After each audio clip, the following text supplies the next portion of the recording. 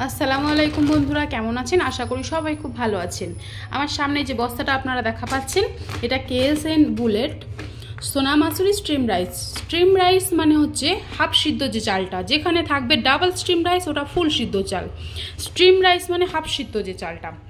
তো এটা আমি নিয়েছি জেপ্টো থেকে এবং আমি অনেকই কম দামে পেয়েছি। আমি যেখানে আছি বেঙ্গালুরু সবথেকে কম দামের চাল হচ্ছে এটা। এটা আমার এক বস্তা 26 কেজির দাম নিয়েছে 1148 টাকা, মানে আমার পার কেজির দাম পড়ছে 44 টাকা। তো এবার আমি অনেক কম দামি চাল আছে যে এটা নিচে থেকে ধরে যায়, কি সিদ্ধ হওয়ার আগে জড়িয়ে যায়, অনেক রকম প্রবলেম থাকে, বাট এটা কোনো প্রবলেম নেই।